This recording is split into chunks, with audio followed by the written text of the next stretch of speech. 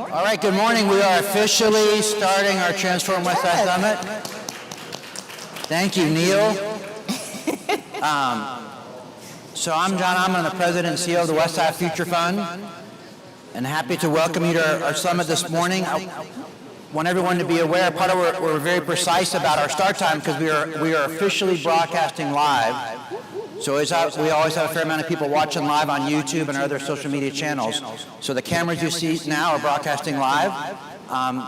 And I want to hear a big hello from my co-host, Ebony. Hello. Good morning, everyone. My name is Ebony Ford. I am a proud resident of English Avenue and a very proud parent of my son, Jeremiah, who attends Hollis, all right here on the west side, best side. Thank y'all for being here this morning. No, thank you. So we always like to start. I see a lot of familiar faces, so thank all y'all for being here. But always, especially for anyone that is a newcomer, if this is your first Transform Westside Summit, if you would, and nothing happens, if you would raise your hand, we'd just like to welcome you. All right, thank you. Thanks for being here. All right. So for the newcomers, a quick overview of our program. Ebony and I are going to do quick more introductory comments. One part of our program is always our devotion. We're really happy to always have our devotions led by different community members. So Aisha from In Her Hands will lead our devotion this morning from Grow Fund. Once we finish the devotion, we take time to do self-introductions for folks to get to know each other. And typically by that time, there'll be even more people here. And then we're going to have an awesome conversation today on generations of opportunity, building the future together on Atlanta's west side, explaining how the Grow Fund, founded here in Atlanta, and we're going to hear from the very visionary founder, is advancing economic justice on the west side by investing directly in people, not just programs. And a key part of their programs is guaranteed income. And so we're going to hear more about that program this morning. And just last night, the Park Service, National Park Service, which now, for the Martin Luther King National Historic Site, where, over off on the east side where Dr. King was born and his mother and father's home, but where he and Creta lived in Vine City, 234 Sunset, the Park Service now owns it, and they were holding a session last night talking with the community about, how to redevelop 234 Sunset. And I was, reflecting when Dr. King was living in 234 Sunset, he was working on his last book that was published after he was assassinated, Chaos Our Community. And it was in that book that he talked about the necessity of a guaranteed income and why that was important. So we're going to hear more about that, and then his wife, Greta, championing that legacy, on in the future. So we're excited to hear more about that this morning, and we'll have a moderated discussion, then there'll be an opportunity for questions from the audience. We always end by about 9 o'clock. Absolutely. Thank you, John. I personally am very glad that we're having this conversation here on, again, the West Side, Best Side, because this is exactly where these kinds of transformative investments are needed the most. What excites me most about Grow's work is the focus on dignity and trust, putting the resources directly in the hands of people who have long been overlooked. So programs like In Her Hands are not just about financial support, they're about affirming the worth and potential of our community members, especially Black women who, as we all know, have held down families and neighborhoods for generations, okay? So very excited about this conversation. And I think we want to take a special moment. To thank the Arthur and Blank Family Foundation. They actually are sponsoring the summit this morning, and I know the Arthur Blank Family Foundation helped support Grow doing the pilot on the West Side, so we're very grateful for that. They're big supporters of our work at the West Side Future Fund, so we really appreciate not only sponsoring the program, they're making such a difference in people's lives, but helping us get out the word about it, so thank you to the Arthur Blank Family Foundation. And to learn more about not only what's going on with our organization, but others, please subscribe to our newsletter. I think there'll be a slide up. Yep. So if you want to hit that QR code that comes out once a month. And one of the things we also have just recently started doing is get out the word about our new homes we have coming online. So they're gonna pace it slow, but this is an English Avenue right near James P. Brawley. You can see a new single-family home. Our Home on the West Side team is here. I think Miss Tamika is here. Yep. So if you're interested in learning more about, I looked the wrong way. I saw a hand raised. No, that's actually Tamika. Our Home on the West Side program. What's key to our program is we prioritize those who have lived in the neighborhoods, who have worked in the neighborhoods, or graduated from Booker T. Washington High School or one of the local HBCUs. To help make our homes affordable, we have a down payment assistance program. So once you qualify for a mortgage, depending on what your earnings are, we offer down payment assistance that goes up to $60,000. And that burns down the longer you stay in the home. That can actually layer on top of what Invested Land and Atlanta Housing provide. So there's opportunities of buy down of $80,000, $90,000. And so a real great way to build equity and generational wealth. So, yep, the next one up, 407 James P. Brawley Drive. And we have a real focus on activating the James P. Brawley corridor, so you see a lot of homes coming online. Next home. I think we, yep, 505 Payne. So that's kind of some people love that design. It's not for everybody, but part of the, the work in the neighborhoods is there's a lot of very narrow lots. So you have to build homes to kind of fit inside the lot. Next slide, please. Yep, so this is one on English Avenue, which is parallel to Brawley and English Avenue. Yep, next slide. I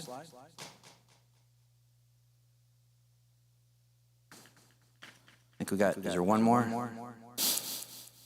Okay. All right, that was it. So if you're interested or you know someone that might be interested, we'd really encourage you to follow up with us, because what we really appreciate is people that really have a heart for the community coming back into the community, which is why we have those community retention guidelines to help prioritize our home buying. Absolutely. We'd like to invite you guys to get engaged with us with Westside Future Fund via Instagram, X, formerly known as Twitter, and Facebook.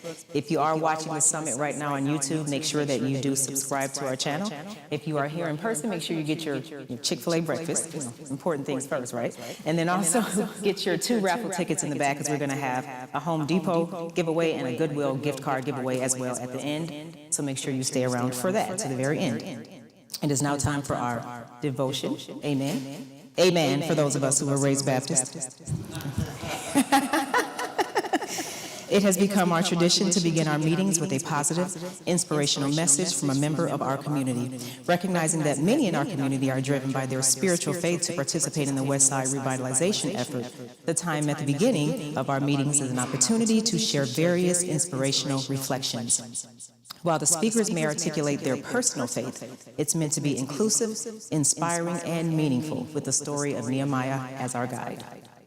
As we begin today's summit, again in a spirit of reflection and purpose, I have the honor of introducing someone whose story speaks to the strength and resilience of our Westside community. Aisha is a participant in the In Her Hands community and a proud member of the Community Advisory Collective. Her journey is a powerful reminder of what happens when we invest in people and trust them to lead their own lives. With over 20 years of experience in marketing administration, Aisha now works full-time customer service while pursuing a degree in film and entertainment at Atlanta Metropolitan State College. My gosh, you have any time left in your day.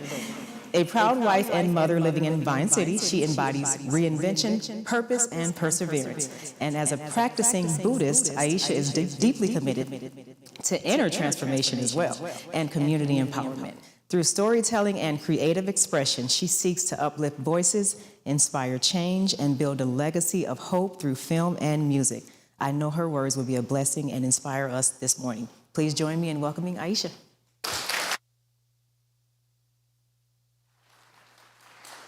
Hello, thank you.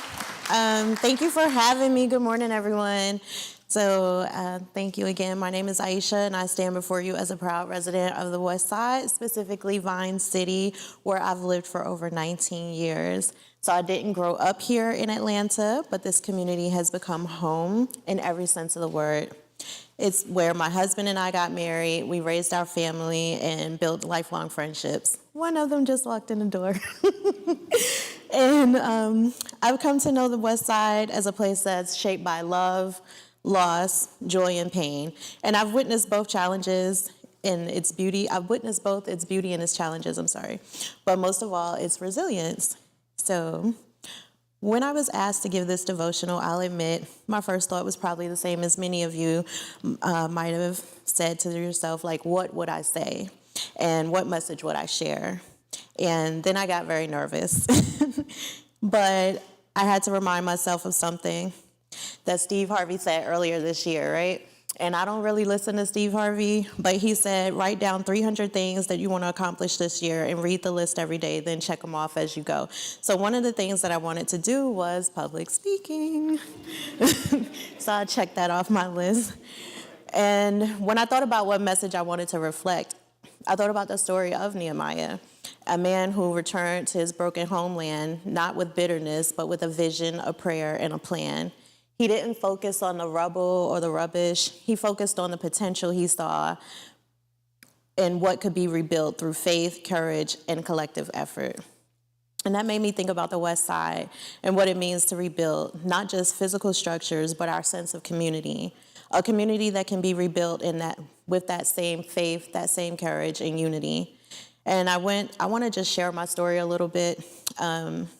I'd be remiss if I didn't share my faith with you. I am a proud member of the SGI Nichiren Buddhist community right here in Atlanta. I serve on the West End District. That's where we have our meetings and we chant. So anyway, we chant Nam Myoho Renge Kyo to show our devotion to the mystic law, the universal mystic law through sound. And so when you chant, you kind of just ask for what you want, and it's okay to ask for what you want. And so a couple of years back, I kind of fell into a hard time, like my family, I lost my job. And so I didn't really have any, I'm looking for jobs and I didn't really have the income coming in, and I just chanted and I kept working and I just chanted and I kept looking, and I was looking for a job, like a full-time job. And then one day I got a postcard on my door for a program called In Her Hands. And I'm like, I don't know, will I qualify? So I applied. And then I was told, oh, hey, you're on a wait list. And I'm thinking, well, who's gonna give up having guaranteed income monthly? So I was like, they might as well have just told me no. But then they called me. And so I was like, what? I'm a recipient. Wow. Okay. So having that guaranteed income every month changed my life to be able to change others' lives. And so that's one thing that we promote in Buddhism. It is, we chant for ourselves as we chant for others. And if we can change ourselves, then we can change the world. So I like to just let you know that the key to all lives, to all the changes, lies in our inner transformation, a change in our hearts and minds. And this is what we call human revolution. We have the power to change. And when we realize the truth, we can bring forth that power anywhere, anytime, under any circumstance. So this community, the West Side, has shown me that promise is in real time. There have been seasons of hardships, moments that felt like a long winter, but like nature teaches us, spring will always come. I've seen my neighbors rise above loss. I've seen families hold on to faith and young people reclaim their futures. Even in moments of doubt, this community continues to bloom. So we may not always have the answers, but we carry the courage to keep moving forward. And that is the true spirit of renewal and resilience, and a turning pain into purpose and struggle into strength. So today I ask you, what are you being called to rebuild? Maybe it's a relationship, maybe it's your health or your dreams or your block or your business. But whatever it is, know this, you're not alone. You have your faith, your community, and those who come before you, and they're standing with you. So let us celebrate. Let us each be a Nehemiah in our own lives, praying, planning, and putting the work in. And let us chant or pray for our own human revolution. Thank you.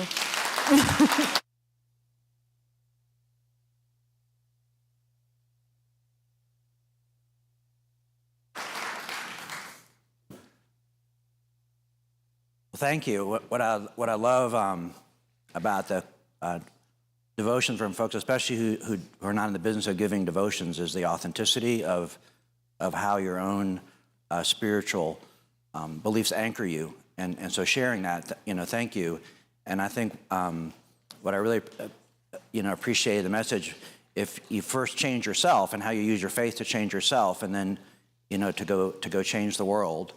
And then also thank you for, how we step up and answer our own call, and being, exemplifying that this morning by what you and your team are doing. We're going to hear more about it. So let's thank her again for that devotion. Yeah. And so the next part of our program, the building community, is where we build community. She talked about that in her devotion. So to build community, it's helpful to know each other.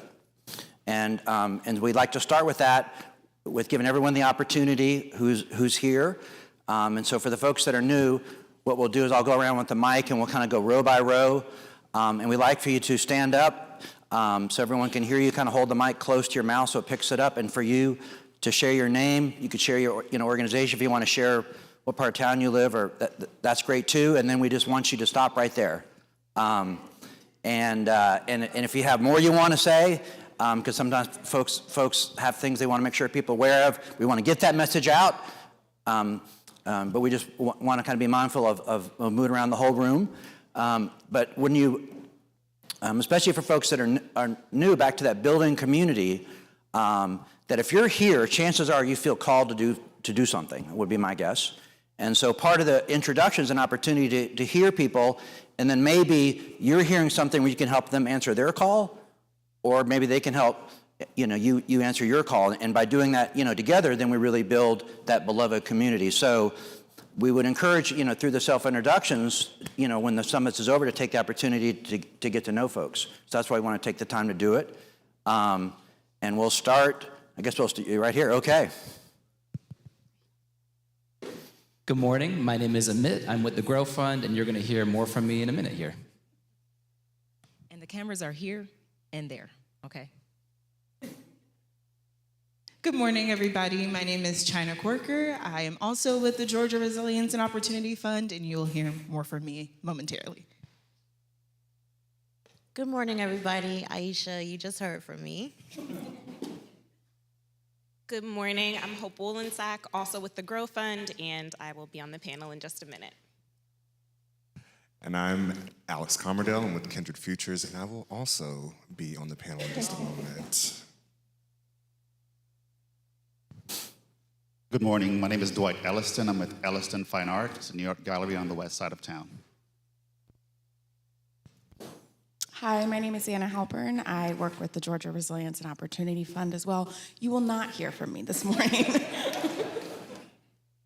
Good morning, everyone. I'm Joseph Emery Quaho. I'm with Kindred Futures, and you are also not going to hear from me today. So, Good morning. I'm Daryl Ashur, adjunct professor at Morris Brown College. Ross Caffey, and I'm his fashion designer. Good morning, everyone. Michaela Richards. I have the pleasure of being program manager for In Her Hands at the Georgia Resilience and Opportunity Fund. Good morning, everyone. My name is William Gordner. I have a nonprofit called Providing College Access. We support the EDU, the Black College Common Application. We help students apply to historically Black colleges and universities. Me too. Hi, good morning. Neil Shorthouse with Partners in Change, personal, social, and economic upward mobility for adults. Good morning, everyone. Dr. Leroy Wright. I'm the senior pastor of First Thessalonian Missionary Baptist Church, and we invite you in association with the Stephen Missionary Baptist Church to our community feeding tomorrow morning.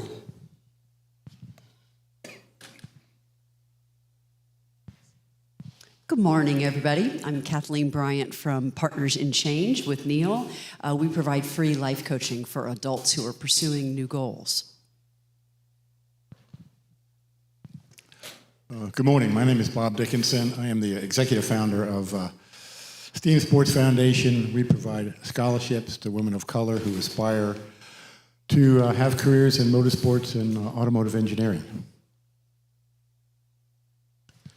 Good morning. My name is Winston Taylor. I'm here representing ML King Main Street, the nearest Main Street in Atlanta, running from White House down to Northside Drive. Also here in support of Dwight Elliston's Fine Art Gallery at the 960 Martin Luther King Building. Thank you. Good morning. Linda Adams, Zion City resident.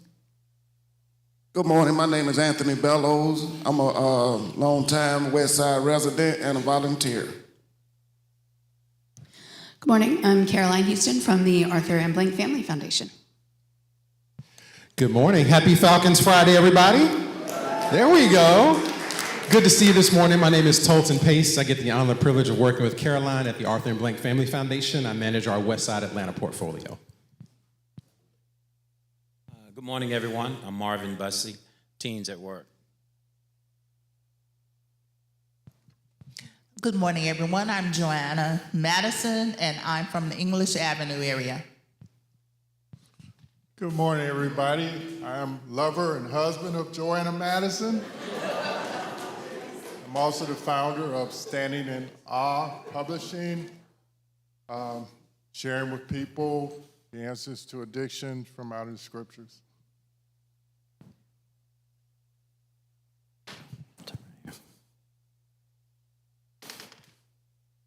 Good morning, everyone. My name is Ebony Charlie. I am an alumni of Clark Atlanta University as well as Howard University, HU. And I will be a future, I'm claiming it, one day, Westside resident.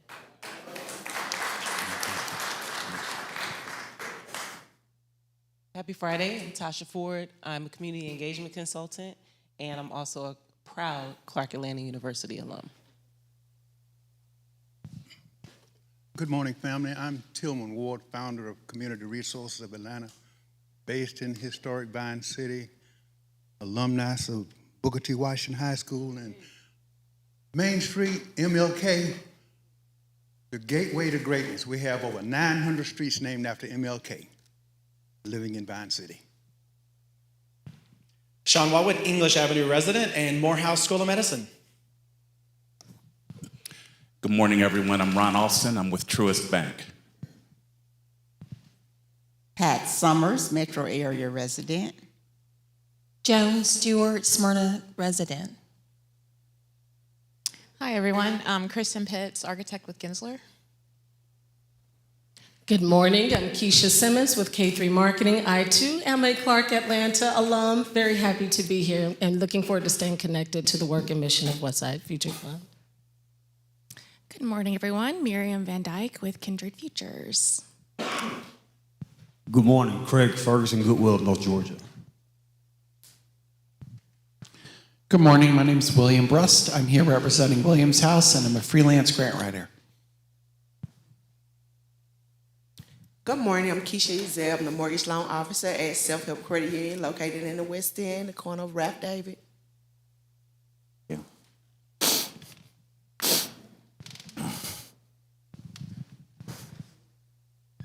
Good morning, folks. I'm Charles Merriweather, representing Goodwill, where we put people to work.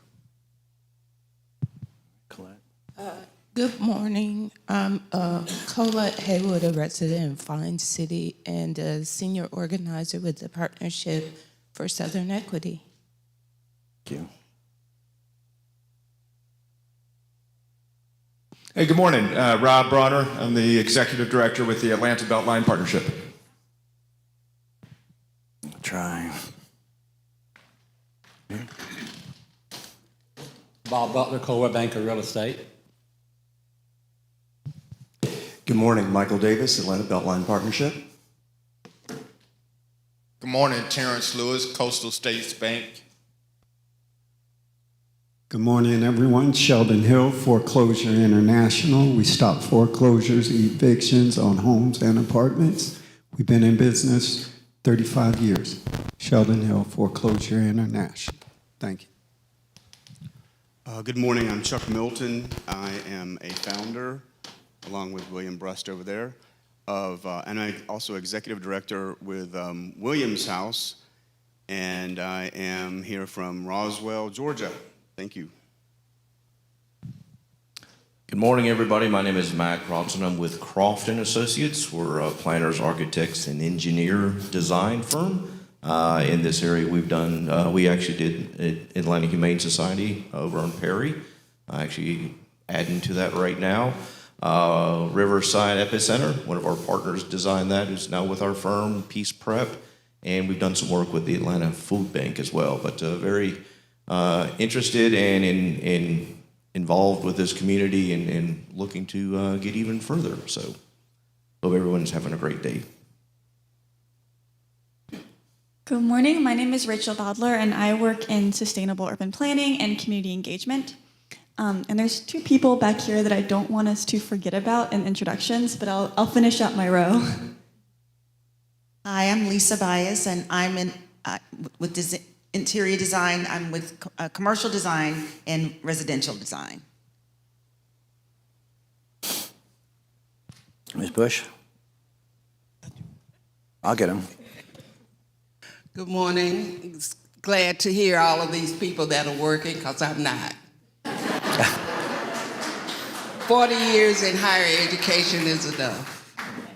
I am a resident of the Booker T. Washington neighborhood. Booker T and I have something in common. We finished Hampton University, so that's a well-known fact.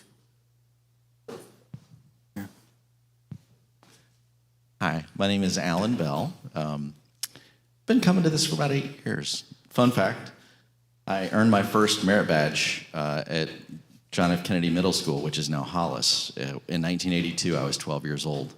And then the first place I ever drove to volunteer at was the Atlanta Community Food Bank on Jefferson Street when I was 16 in 1986. So this neighborhood and the surrounding neighborhoods have made my life in Atlanta a complete blessing. And I'm so excited about the work of the Westside Future Fund. Good morning, everyone. Good morning, everyone. There we go. My name is Tony Mitchell. Professionally, I am a government affairs specialist over at Gilead Sciences. Passionately, I am your Atlanta Public School Board candidate for District 2 over in the West Side. So I look forward to building with you all, building community, and moving District 2 forward. Thank you. Good morning, everyone. My name is Davita Huntley. I'm affectionately known as Miss West End. I'm a proud fourth-generation graduate and fifth-generation mother of a Booker T. Washington High School graduate. And I am also the president, CEO, and founder accepting new members of the Aisha A fan club.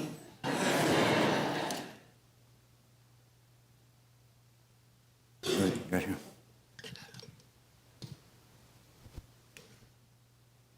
Good morning, family, friends, and neighbors. I am Takuma Brown. I'm here representing the Healing Community Center, the West End of Atlanta, and the entire West End. So if there's anything that you need, please contact me.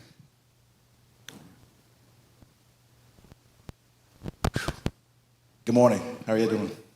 My name is Kelsey Maynor. I'm here representing Invest Atlanta, the economic development arm of the city of Atlanta. I'll leave it at that. And we want to make sure we get everyone. I know we want to come back to this row.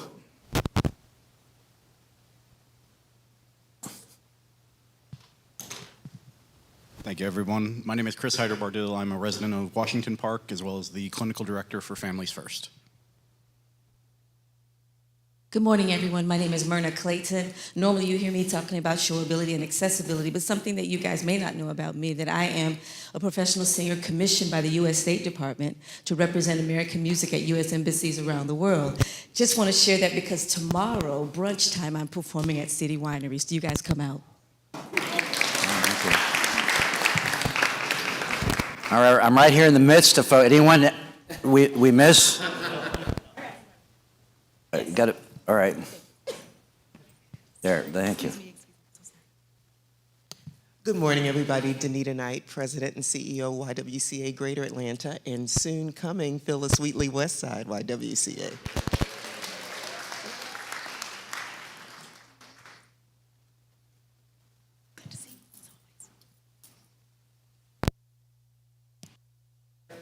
Did we make sure? Because if folks really want to get introduced, we don't want to miss it. So, all right. Well, please give yourself a round for taking the time.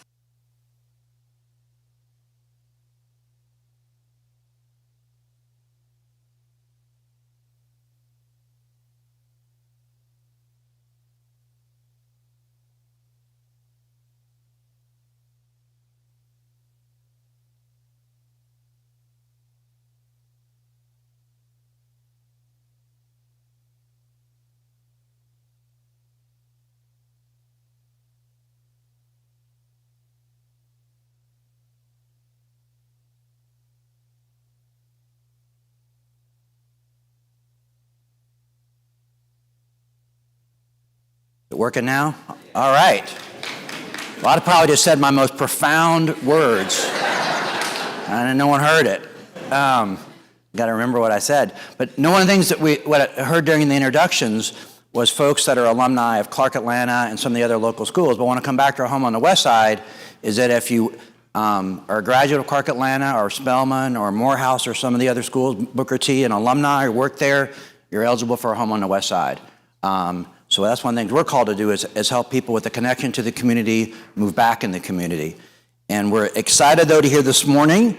And I'm going to welcome up to the stage our moderator, Dr. Alex Camardelle, our moderator for today's panel.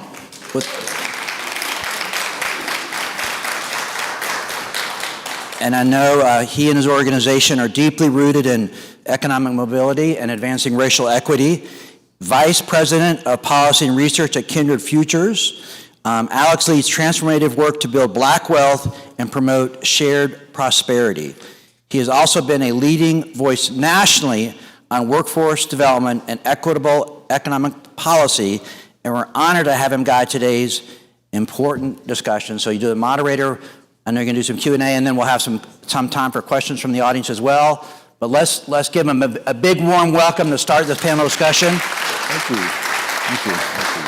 Thank you so much, John, and thank you to the Westside Future Fund for hosting this amazing gathering on this early Friday morning. I'm Alex Camardelle. I am the VP of Policy and Research at Kindred Futures. We're a nonprofit systems change organization focused on building the wealth of the 2 million Black households that have zero or negative net worth here in Atlanta, but also across the American South.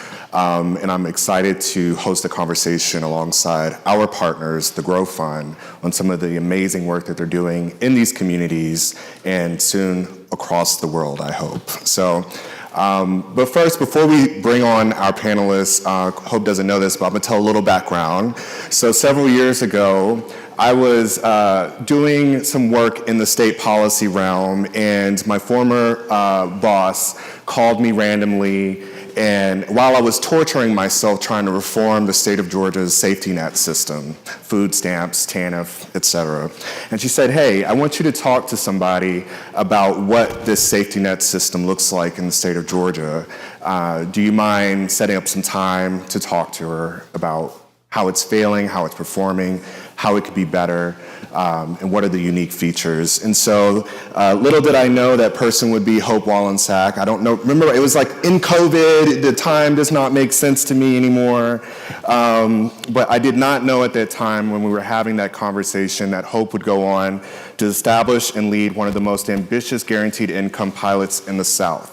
I didn't know she'd help deliver tens of thousands of dollars in direct unconditional cash assistance to hundreds of women across Georgia and Atlanta, and drive sharp declines in financial hardship, food insecurity, and stress, while also building up big gains in savings, education, health, and dignity. But I did know this. I knew that Georgia's safety net wasn't working, especially for Black women, and we had to be willing to try something different. Atlanta's West Side especially is a place with rich history, legacy, and also struggle. And we're here in this place, a place where Black women have always been the backbone of community, and a place where poverty, housing, insecurity, and disinvestment are still very concentrated. And so what I do know is that, a third of Black households in Atlanta have zero negative net worth, meaning that they don't have a safety net or some type of support to sustain them in the event of job loss, if they experience other financial losses. Half of all Black households experience liquid asset poverty, meaning they couldn't weather a 3-month emergency. And this is just not about poverty, it's about a yawning wealth divide in Atlanta. This is about blocked access to building blocks of wealth, home ownership, education, capital, and safety. And our advocacy at Kindred Futures calls for bold, transformative policies just like guaranteed income, just like baby bonds, which you'll also hear more about. And that's why today's conversation matters. It's about a vision and the proof of concept that the Grow Fund is helping build right here in this community. So with that, I'm going to ask you all to please join me in welcoming our panelists. First, we have coming up Hope Wollensack, the founder and executive director of the Grow Fund, followed by Chyna Quarker, the director of programs for In Her Hands, and last but not least, Amit Khanduri, director of programs for Freedom Futures.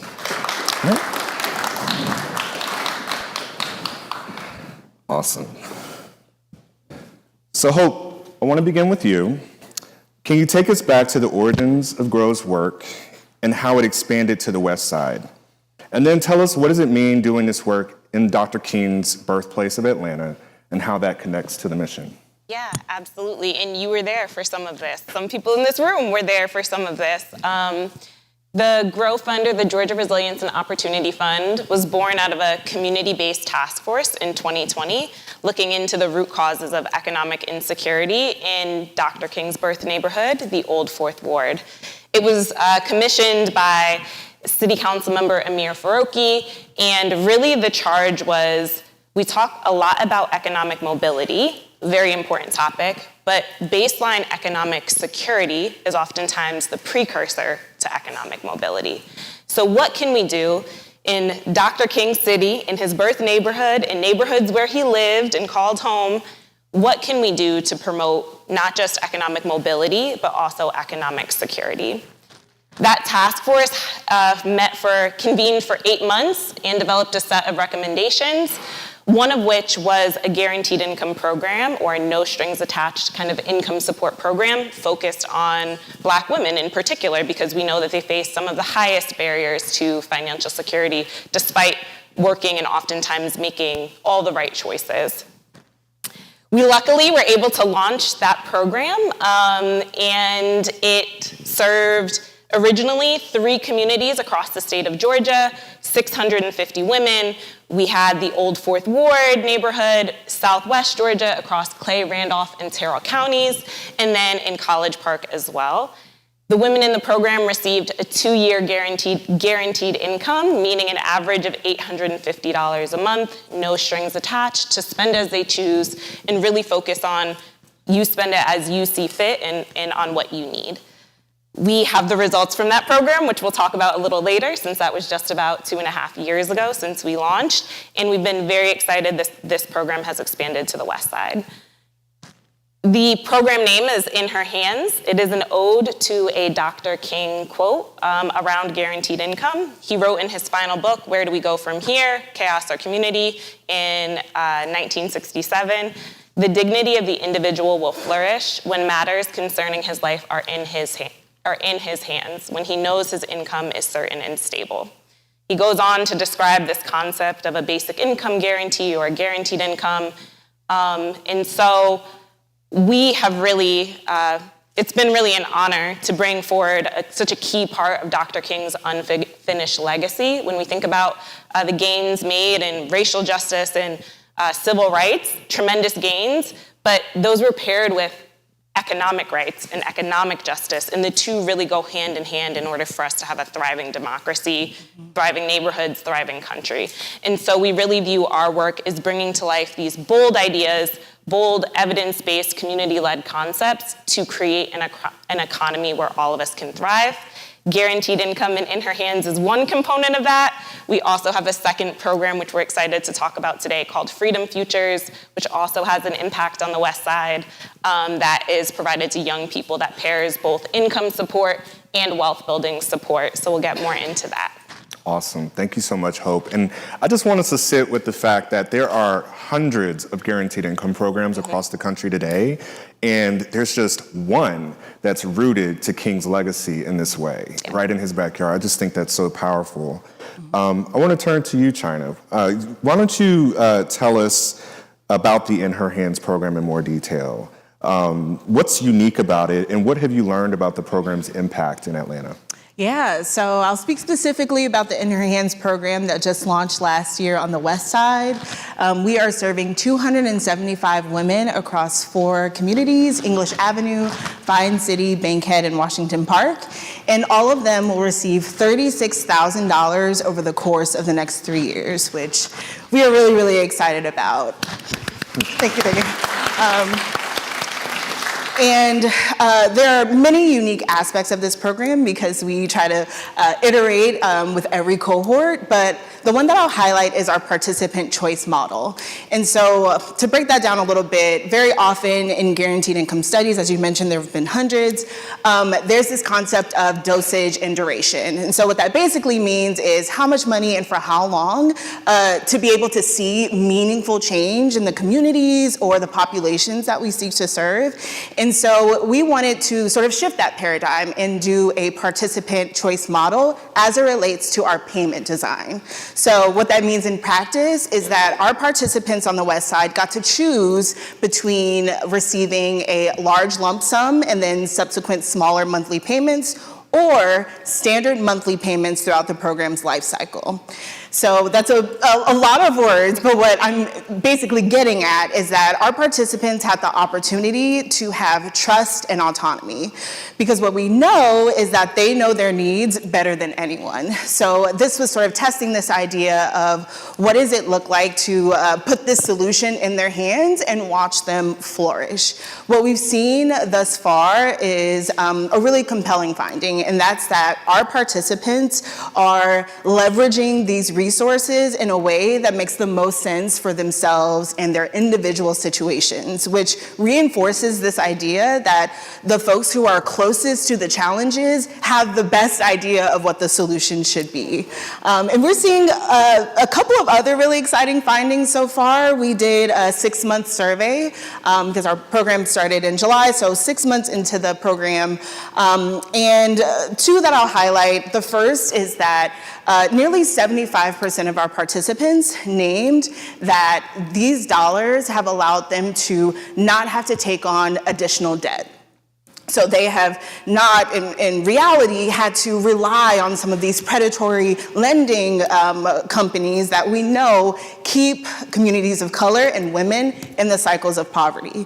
Additionally, 50% of those participants named that these dollars have also allowed them to pay down debts. So what we're seeing is an opportunity for people to sort of remove some of these barriers to financial security in just 6 months.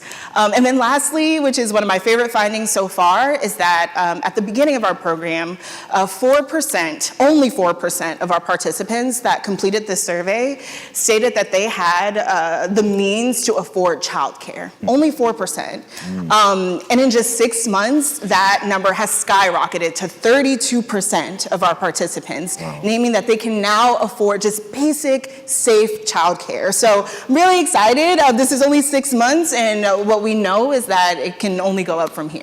Yeah, I love that, Chyna. And I don't know if folks know, but the Grow Fund, and I hope I'm not stealing shine, published the evaluation of In Her Hands yesterday. And so I believe it's available online. You can read through it. The results of the pilot and the program are phenomenal.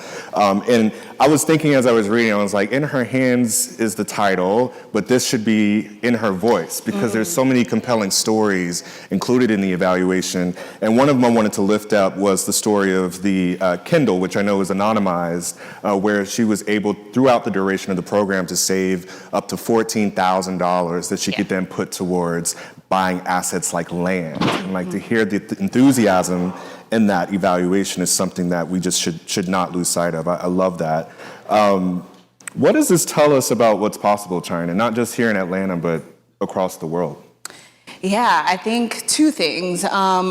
Specifically on the West Side, what we are seeing is, as I mentioned, people are paying down their debt, people are buying assets. Two of our participants let us know at our first community advisory meeting that they bought a car. So this is not just saying that guaranteed income is about immediate financial relief, but it's also about how it can sort of build economic vitality for the larger communities. And what we mean by that is two things. The first is the guaranteed income is giving people the opportunity to spend in their communities, right? Like more income coming in means more dollars going out. So people are more likely to patronize local businesses. Additionally, which we named in our findings of our first cohort and what we're already seeing right here on the West Side, is that our participants are becoming entrepreneurs. They are starting small businesses right in the communities that they are nestled in, which not only has individual impact, but larger impact on the communities that we are working within.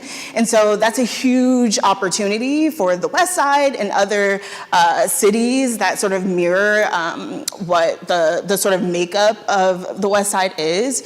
And I think that hopefully people can mirror this model and sort of see that it's, again, not about the individual, not just investing in a program, but what does it look like to invest directly in people? Yeah, perfect. I love that.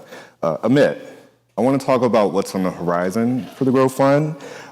You all will be the first or among the first in the nation to launch a baby bonds pilot. Yep. It's just another bold idea. Can y'all just tell us what baby bonds are for the audience and how this solution actually complements the guaranteed income work?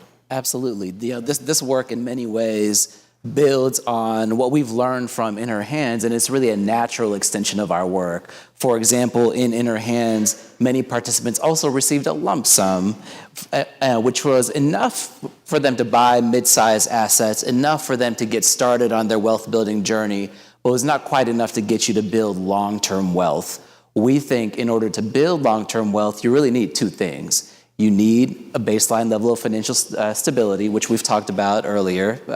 You need to be able to meet your basic needs. You need to be able to have some breathing room to plan for the future. And a guaranteed income, as we've learned, is a good way to do that. The second thing that you need are investable sums. You need a large amount of money that is set aside for wealth building. That's all that is. And so that brings us to baby bonds. Baby bonds is a policy proposal which is designed to address racial wealth inequality. And what it does is it simply establishes a child trust account. So the idea behind baby bonds is that when a child is born, government would seed an interest-bearing account, would continue to make annual contributions into this account, and then once the child turns 18, they can pull from this account for any number of wealth-building purposes throughout their adulthood. This is a policy proposal at the state level and at the federal level. Over 10 states are thinking about baby bonds policies. There is a prominent federal proposal, which was proposed by Senator Cory Booker, and simulations based on the federal proposal, which can provide those coming from households with the lowest amount of wealth, so about $40,000 for those households. Simulations of this proposal show that a federal baby bonds program can close the racial wealth divide for young people by about 50%, but likely more. And so for one intervention, this is quite significant. And so that brings us to what we're trying to do with Freedom Futures. You know, there's increasing momentum behind baby bonds. It's very exciting, but there's no pilot program out in the field right now. We don't really quite understand how this would work and how this can truly impact the lives of young people. So we're launching Freedom Futures, which is intended to be a simulation of a baby bonds type program. It's an accelerated baby bonds program. It'll be a 4-year program that serves young people who are between 18 and 25 years of age. So we're fast forwarding. We're saying, okay, let's fast forward 18 years after young people have already received a substantial lump sum, an investable sum that they can use to build wealth, and see what happens. Serving 18 to 25, folks who are 18 to 25 years of age, and the program will have 3 key components. The first is we'll provide a guaranteed income of at least about $500 a month, because as we've heard earlier, you do need a guaranteed income. You need a baseline level of financial stability as a prerequisite to wealth building. The second key component of this program is an investable sum. It's a sum large enough to get started with wealth building, and for Freedom Futures, this will be at least $20,000 that is set aside purely for wealth building purposes. The third key component of this program is financial education. Folks will have a financial advisor. Folks will be able to sit with somebody and really think about their long-term financial goals, their long-term wealth-building goals, and address the obstacles towards those goals, and think about how they want to use that investable sum to really meet their long-term goals. So we're very excited about this program. This is the first program of its kind in the U.S., first to pair a guaranteed income and a baby bond or an investable sum in this way, and it will be the first baby bond type program to return any kind of learnings. The last thing I'll say about this program is that the program does launch this summer. We'll start with an initial cohort of 50 young people, and we're going to recruit from 3 partners. We do have limited slots, so it's one of the reasons why we have to recruit from a select number of partners. The partners are as follows. First is Clark Atlanta University, who will be referring over rising juniors and rising seniors. Second key partner is Atlanta Metro State College, who's going to be referring over folks from their associates and their bachelor's degree programs. And the third key partner is Mays High School, who would be referring over graduating seniors, so seniors who are graduating in this graduating class. And there's a few reasons why we chose these partners. I'll just share a couple. One is that, as you all know, there's a lot of Clark Atlanta University alum here in the room. You all know that these are institutions that have a track record of preparing folks for success. They have a track record of cultivating socially conscious leaders, and we want to make sure that folks have the income and capital so that they can continue in that tradition. The second key reason is because we want to be able to demonstrate the potential impact, or really understand the potential impact of a program like this on young people coming from a variety of educational contexts. We know, early adulthood is critical for wealth building. This is when wealth mobility is most likely to happen. We also know you need large assets set aside for wealth building at a young age if you really truly want to build wealth and achieve economic mobility. But we want to better understand what does that look like for young folks, and how does income and capital help you to do that. And I'll stop there on the program. I know we're going to have time for Q&A after. Yeah, very interesting design, and I know that folks will probably have questions about some of the eligibility and all of that. Across baby bonds and guaranteed income, the programs that you all are designing are rooted in resident input. They're co-created, right? What have y'all learned about working directly with residents to help design these programs, and how have they ultimately shaped these programs? And each of you can respond. We can start with you, Hope. Yeah, that was really the basis of our work to begin with. This started from listening to community voices at a really challenging time. It was 2020 when our work launched. And really, at that time, I was helping to direct that task force that I described earlier. And what we did was I met with community members who were most impacted and asked, what would be helpful to you? So a question with no agenda, what would turn the tide on your economic stability, financial stability? And what we heard was there were a lot of programs, many programs that were very helpful. There were several opportunities, but folks oftentimes lacked the sort of baseline financial means to be able to access those opportunities. They were struggling to meet day-to-day needs in a way that made it really difficult. So for example, in our program, the average household size is about 2 to 3, meaning most folks in our program have 1 to 2 children, and the average income is $15,000 a year. I think folks are usually sort of astounded, how is someone making it work that way? But that is full-time work at minimum wage, $15,000 a year, just about. And so, again, folks are generally making the right choices. We have a policy gap that's missing. So our programs are helping to pull out, what is missing in terms of policy. But women who we talk to in the community help to inform the idea for direct cash transfers, no strings attached support. We call it guaranteed income. And what we heard resoundingly from them is that it's not just about sort of meeting basic needs today, but everyone wants to thrive.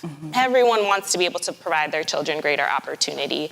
And so what we've done is at every possible stage, not just have community respond to an idea, help refine an idea, that's great, but where possible, where can community voices and those who are most impacted and closest to the problem actually drive those solutions? And we view that as a paradigm shift in terms of how public policy is generated. So often public policy is designed by folks who are very distant from the problem itself. And so what if we had public policy that was driven by and solutions driven by those who are most impacted. So we view this as a core tenet of our work. It's a founding principle of our organization. There are ways in which that lives out in each of our programs. We were just talking to some parents at Mays last night. And we had a community advisory meeting earlier this week. So we have very tangible practices on how that looks like, and we don't view this as a passive thing. It's something you must be intentional about, and you build trust and community over time. Thank you, Hope. Yeah, I'm happy to add, and as Hope mentioned, we have community advisory boards for all of our programs. We had a community advisory board that actually helped us design our participant choice model that I mentioned earlier, and they said, hey, this lump sum needs to be X amount of dollars because the average people that I know has X amount of debt. So we were not only responsive to that feedback, but also really wanted to ensure that we made the operational choices to allow that to be a core component of our program.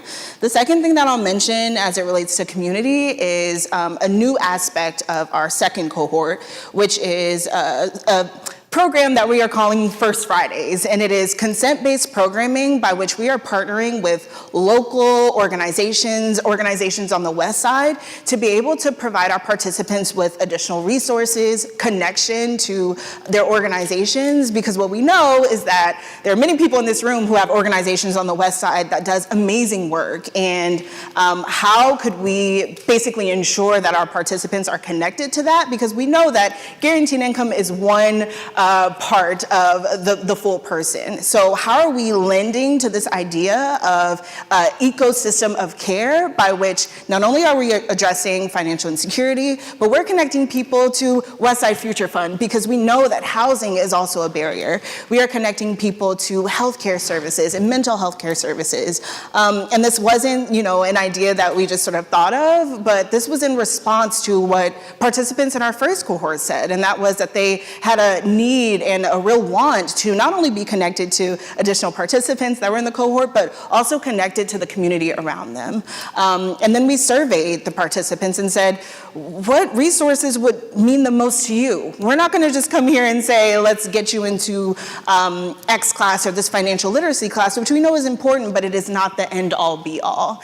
And in response to that, we've had monthly programming, and we are looking forward to partnering with additional organizations right here on the West Side to continue to build that ecosystem. Yeah, thank you, Chyna. Amit? Yeah, and for Freedom Futures, we've talked with over 60 young people from the institutions I mentioned earlier to better understand both the design of the program, how to design the program in a way that could meet their needs, but then also, and you all I'm sure have heard this as well, young people are feeling that the traditional paths for wealth building are a bit harder for them. It's going to be harder for them to go to college, to buy a home, to start a business. And so they're grappling with what this means for their futures. And we're hoping that a program like Freedom Futures, especially at this moment in time when young people are facing these acute challenges, can sort of be one potential solution for that's designed for wealth building for young people in particular. Thank you. I hear so much about this direct investment in people and how important that is for the co-creation of these programs. And so what else do you want policymakers and funders to know as they may leave this room or maybe watching if they're interested in designing their own programs or even their own policies based off what they're hearing today? Start with you. Great. Whoever would like. Happy to.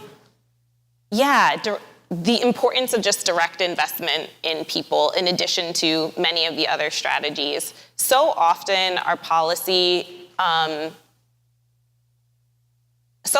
public policy often manages the poor. How do we help, how do we basically manage people across different institutions versus investing in them directly and truly believing in in investing in their capabilities and human flourishing? So one of our goals, the pilot programs in and of themselves, I call them pilot programs because they're sort of confined to a period of time. We have a period that we're also attempting to learn and generate policy relevant learnings from these programs, are really intended to not only help us better understand these specific solutions, but how you can have an economy where all of us can thrive and where there are solutions that invest in people directly. We know when it comes to wealth in particular, wealth begets wealth. Wealth is a function of yesterday's wealth and any interest on that, and then also your income and any savings from income. And so when we think about policies that can turn the tide on some of these staggering statistics, whether that's the 46-to-1 racial wealth gap in Atlanta, which is as wide as it was when the Emancipation Proclamation was issued, whether it is the fact that half of women in the West Side live under the federal poverty line. When we think about these staggering statistics locally, citywide, nationally, what are the solutions that can have an outsized impact? And what we see is that there is a real shortage of this direct investment in people and this belief in our collective capability for human flourishing. And so what we're hoping to see and to better understand is what does that look like? And what is the right composition and mix of resources that can help us get there? We really believe, and there's a ton of research, that's not an infinite list of solutions.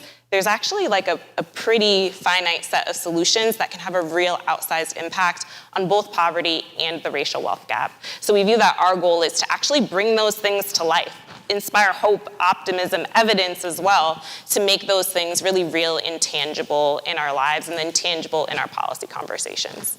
Thank you so much, Hope. I believe at this time we can shift to some questions and answers. So,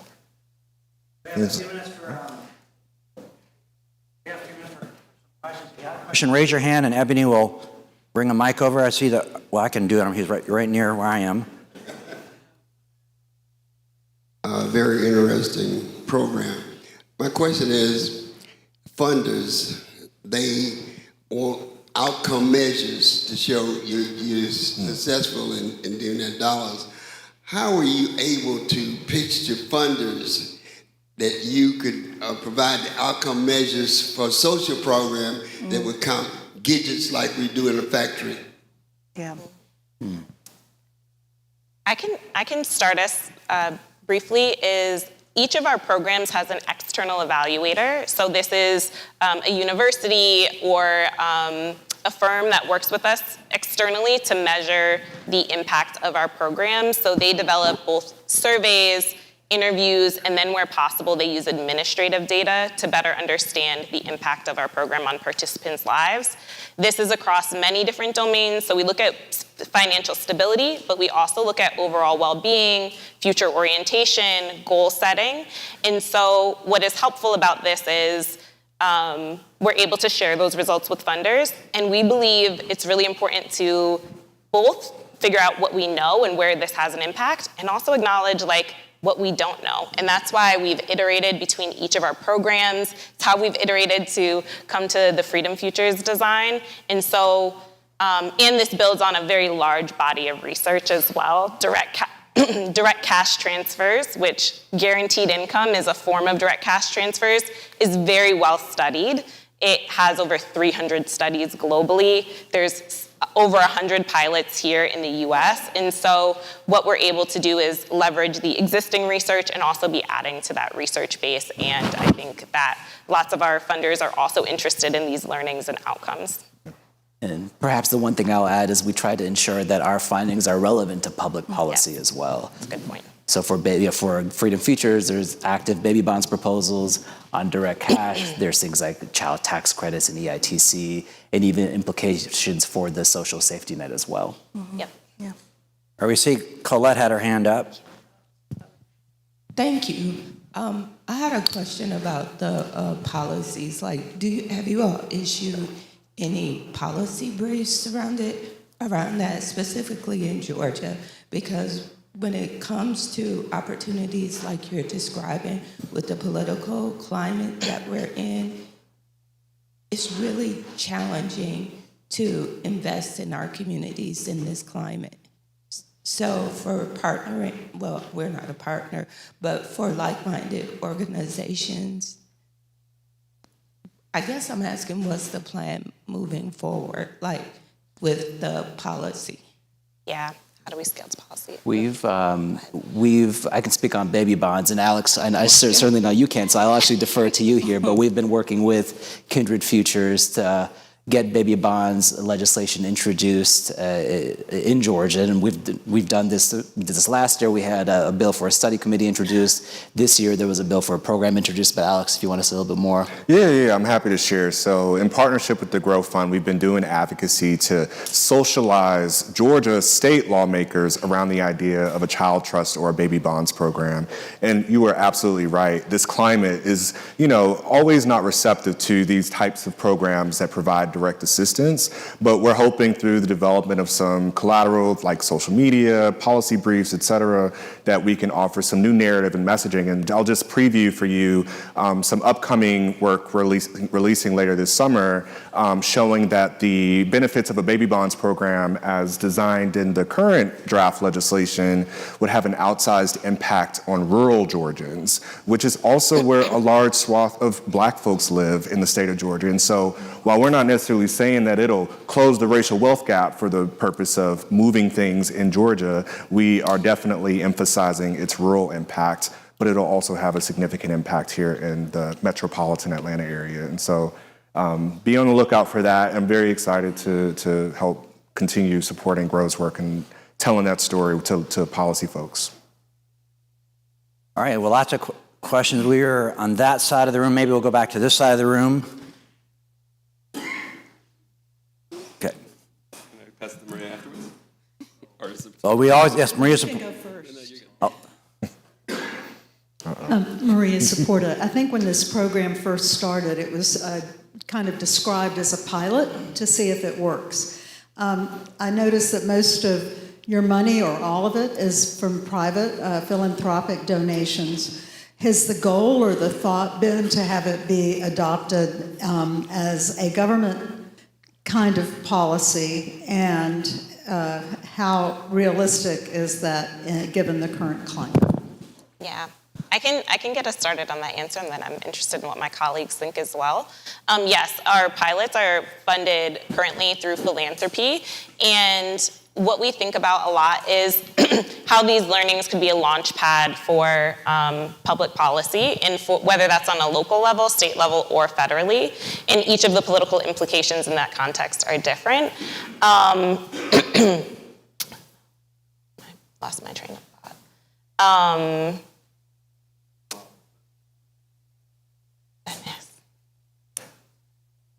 But policy adoption. Policy adoption, the path to policy adoption. Yeah, I can, oh, go ahead. Maybe if you want to jump in, maybe it'll come back to me.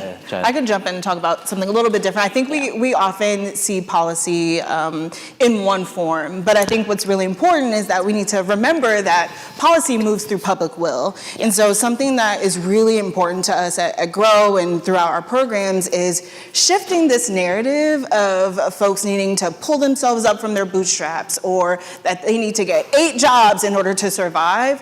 How are we basically naming that through these programs and through our research, that instead we should be providing people with an income floor, and we actually have the means within this country to do it. And then how are we getting our community members to also get in on this and recognize that this is something that is not only, again, supporting an individual, but that can help their entire community thrive? Yeah. And go ahead. It came back to me. I'm so sorry. Wonderful. We think about policy on a spectrum. So while maybe when we talk about guaranteed income, what might first come to mind is the Andrew Yang freedom dividend, everyone gets a check. We think about policy on a spectrum of solutions that could be incremental all the way up to a federal guaranteed income that maybe looks like that freedom dividend proposal. But when you think about the principles of guaranteed income, or direct cash transfers, if we're thinking also about sort of the investable sum with baby bonds, some of the core principles are agency, trust, choice, self-determination. If we use those principles and apply them in a policy context, what we see is that there are modifications we could make to our current social safety net that are in line with those changes. There are sector changes within both nonprofit and government that could be more in line with those changes. And so when we think about policy solutions, this could look like changes to the way SNAP is currently administered in the state of Georgia. It could look like changes to some of our housing policy within the state of Georgia. It could look like TANF is a cash-based program. What would it look like to reinvest in TANF in a new way? And then we could consider, what could it look like? We do actually, there are some forms of cash-based interventions on the state and federal level, or on some states and federal levels. The Earned Income Tax Credit is a form of a cash-based intervention. What could it look like? 30 states across the country have it. What could it look like to have an Earned Income Tax Credit here in Georgia? I know Alex has done a ton of work on this. Or what could it look like to scale all the way up to a child tax credit here in the state of Georgia that could help families with children? So we really view this on a spectrum of policy solutions, with maybe the idea of sort of a monthly cash payment for everyone being on one end of the spectrum, but there are certainly solutions we could make today that would be incremental progress towards having public policies that serve those most in need, that are flexible, dignified, and promote agency and trust. Thank you all for your patience. I'm glad it Well, came I tried back pull to you back because my that was a good answer. But I think we have time for one more question. Maybe go to this side of the room. Yeah, and I know maybe folks have other questions, maybe be around for a little bit. I'll be around. Yeah, we'll be around. Good morning. So my question is for Amit. So I don't know if you heard me tell you I'm a 4th and 5th generation Booker T. Washington High School graduate. And I understand our mayor went to Mays High School, but I want to understand how did Mays High School become the K-12 option for your baby boom program? Yeah, that's a great question. And look, we have limited slots for this program, and we can only recruit from but so many partners. There is a couple of, bless you. Sorry. There's a couple of reasons why we chose Mays, and it's not, I guess the way I think about this is it's not intended to be sort of mutually exclusive, in that just because we chose Mays for a specific reason doesn't also mean that Booker T. Washington or other high schools are not preparing their graduates for success. So it's something like that. We engaged with probably 5 or 6 high schools as we were making this decision, and we were looking for schools that sort of were excited about the program, wanting to partner, had some sort of internal support that would allow them to do that, and could move on a quick timeline. And so for some schools, we were trying to move a little bit too quickly for some schools. Schools are busy, they got a lot going on. And so that was one reason. But what we're hoping to do, and we would love to do, is expand this program. Our programs are philanthropically funded, as you've heard earlier. And so our hope is that this is just an initial cohort of 50 young people, but in order to generate learnings that are relevant for public policy, in order to scale impact the way we want to, we would love to serve students from other high schools, including Booker T. Washington. So hope is we're just getting started here. Awesome. Please give our panelists a round of applause. Thank you, Hope. Thank you, Chyna. Thank you, Amit. This is really powerful. And like Hope mentioned, she'll be around to answer any additional questions. Thank you. So let's welcome or thank them as they come on down. You did a great job.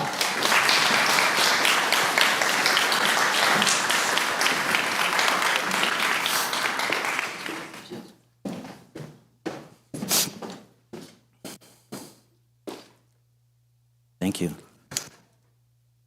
No, I really appreciate y'all's awesome work and what you're demonstrating. And, Dr.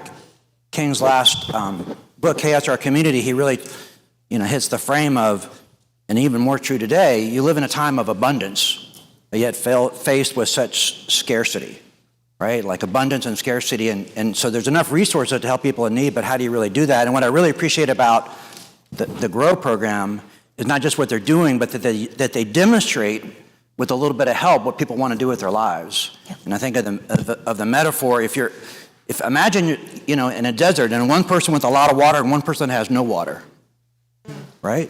So one person is dying of thirst and another person has a lot of water.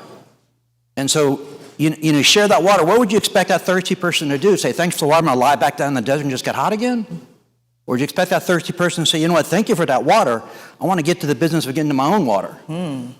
Right? And so for me, that's what's a very powerful demonstration of what your program, so I do really appreciate the intentionality of your program in demonstrating so we can scale it, that it works. So let's thank them again for that.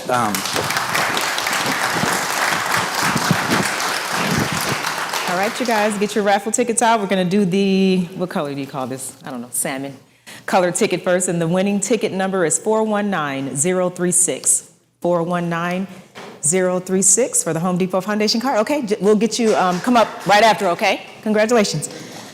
Okay, white ticket, Goodwill, North Georgia. Thank you, Charles. Appreciate you. Okay, the winning white ticket number is 314-0490. 314-0490. Anybody? 314-0490. Okay, I'm moving on. Next number is 314-0489. 314-0489. That is the white ticket, not the salmon color ticket. 0489. All these people came and left. Okay, this is the last one I got, you guys. 314-0473. 314-0473. Hey, Ron, congratulations. Okay, come up afterwards. All right, thank you, guys. Thank you for being here. Oh, you got it? I think I got it. Yes, we appreciate you guys being here again. We invite you again to get engaged. Thank you, John. Get engaged with us. Make sure you come back June 20th, okay? Have a good weekend. Thank you, my co-host, Ebony. Yeah.